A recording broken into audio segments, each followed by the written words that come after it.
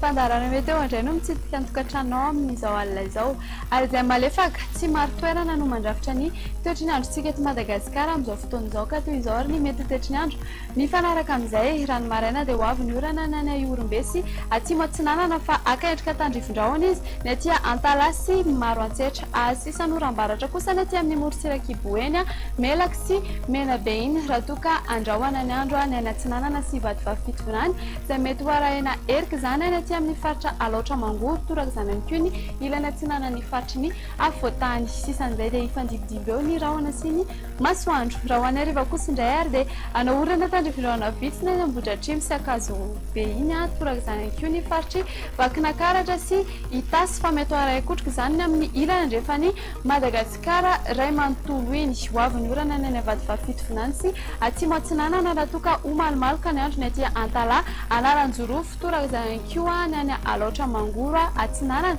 sy ny ilana atsinanany Betsiboka sy Analamanga omena ny andro sisan'izay ny marim-panatombatombana ho andra-pitso nisy fidinany amin'ny ankapobeny izy eo amin'ny 9 ka hatramin'ny 17 degré celsius eo ny faritry ny Afovoantany ary tsy mihoatra ny 15 degré celsius kosa ny Morotsiraka ny marim-panambondritra kosa indray dia hitantsika ny amin'ny manodidina ny Antsoa ihany 13 degré celsius ny faritry ny Afovoantany moa dia manodidina ny 20 ka hatramin'ny 19 degré celsius raha itsika ny reto toerana vitsivitsy reto anao dia toy izao ny mety toetry ny andro hifandivy ny rahona sy ny masoandro any Paris sy Nairobi fa hivaliga be ny masoandro ny any Bangkok andrahoana ny andro ny any Milan sy Johannesburg dia ho avy ny orana ny any Comore fa akaendrika tandrivindrahona izy ny any Maurice sy Seychelles fa hifandimby kosa ny rahona sy ny masoandro any La Réunion dia izay indray no mamarana ny fotoanantsika ho an'ny androany ankasitrahana fenanao tsy misaraka aminay veloma tompoko